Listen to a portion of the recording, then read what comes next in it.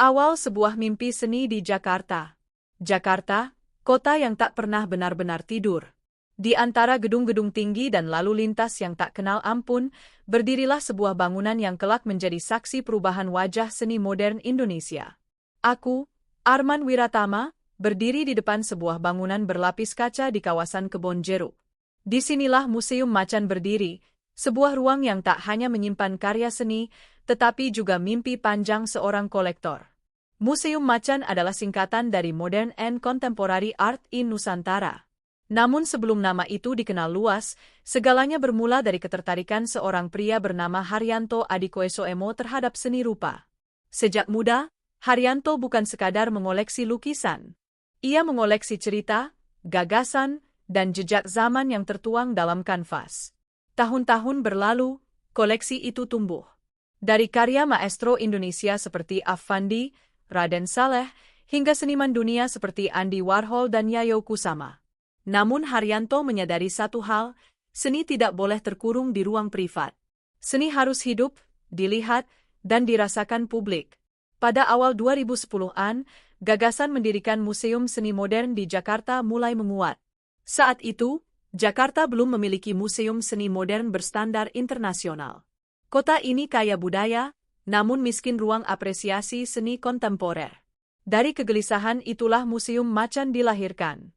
Aku masih ingat cerita tentang pertemuan awal para perancang museum. Diskusi panjang, perdebatan konsep, dan satu tujuan yang sama, menghadirkan museum yang inklusif. Bukan menara gading seni, tetapi rumah bagi siapapun yang ingin memahami zaman melalui karya. Museum Macan bukan sekadar bangunan. Ia adalah perlawanan terhadap lupa. Ia adalah jembatan antara masa lalu dan masa depan. Dan Jakarta, dengan segala hiruk-pikuknya, menjadi panggung pertama dari kisah panjang ini. Membangun rumah seni di tengah kota. Pembangunan Museum Macan bukan perkara mudah. Jakarta adalah kota yang keras, baik secara fisik maupun sosial. Namun di kawasan AKR Tower, sebuah ruang disiapkan dengan perhitungan matang. Setiap sudut dirancang agar cahaya, ruang, dan manusia dapat berdialog dengan karya seni. Aku bertemu Nadia, seorang kurator muda yang ikut terlibat sejak awal pembukaan museum. Ia bercerita bagaimana Museum Macan dirancang agar tidak terasa intimidatif. Kami ingin pengunjung merasa nyaman, bukan merasa bodoh karena tak paham seni, katanya. Ruang-ruang pamer dibuat fleksibel. Dinding putih yang bersih, langit-langit tinggi, dan alur kunjungan yang mengalir. Museum ini tidak memaksa, ia mengajak. Setiap karya ditempatkan bukan hanya sebagai objek, tetapi sebagai pengalaman. Pada tahun 2017, Museum Macan resmi dibuka untuk publik.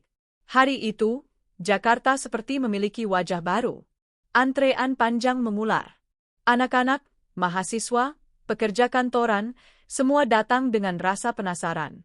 Museum bukan lagi ruang sunyi, melainkan tempat pertemuan. Pameran perdana menampilkan koleksi dari berbagai periode seni modern dan kontemporer. Dari abstraksi emosional Affandi hingga pop art Warhol. Museum Macan langsung menegaskan posisinya. Museum ini tidak hanya bicara tentang Indonesia, tetapi juga dialog global. Aku berjalan di antara pengunjung, mendengar bisik kagum dan tawa kecil. Disinilah seni menemukan rumahnya. Bukan di balik pagar tinggi, tetapi di tengah kehidupan kota. Museum Macan dan ledakan antusias publik. Nama Museum Macan meledak ke publik saat menghadirkan pameran Infinity Mirrored Room karya Yayoi Kusama. Media sosial penuh dengan foto-foto cahaya tak berujung. Namun di balik popularitas itu, Museum Macan tetap menjaga esensinya. Nadia menjelaskan padaku bahwa museum ini bukan sekadar tempat foto. Edukasi menjadi pilar utama. Program tur, diskusi, dan workshop digelar rutin. Anak-anak diperkenalkan pada seni sejak dini, bukan sebagai sesuatu yang mahal, tetapi sebagai bahasa ekspresi. Museum Macan menjadi ruang demokratis. Tak ada batas kelas sosial di sini. Seni menjadi alat refleksi, bukan simbol status. Aku melihat bagaimana museum ini perlahan mengubah cara masyarakat Jakarta memandang seni. Pameran demi pameran digelar. Seniman lokal berdampingan dengan nama besar dunia. Museum Macan tidak mengagungkan Barat, tetapi menempatkan Nusantara dalam peta global. Ruang dialog, kritik, dan perubahan. Museum Macan bukan ruang steril. Ia hidup dengan perdebatan. Karya-karya kontemporer sering memicu diskusi, bahkan kontroversi. Namun justru disitulah perannya. Aku menyaksikan diskusi publik tentang isu lingkungan, politik identitas, dan urbanisasi, semuanya dibahas lewat seni. Museum ini menjadi ruang aman untuk berpikir kritis. Bukan menggurui, tetapi mengajak. Haryanto Adikoesoemo pernah berkata bahwa museum ini adalah warisan untuk masa depan. Sebuah ruang agar generasi berikutnya memahami bahwa seni adalah cermin zaman. Museum Macan dan Jejak Masa Depan.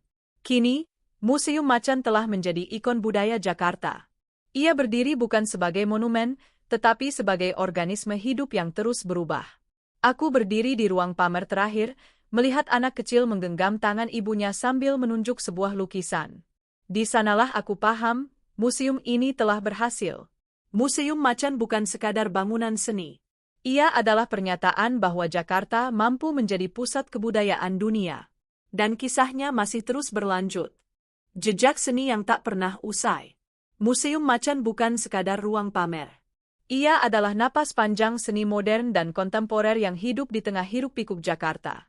Dari mimpi seorang kolektor hingga menjadi panggung dialog dunia, museum ini membuktikan bahwa seni mampu menyatukan masa lalu, masa kini, dan masa depan.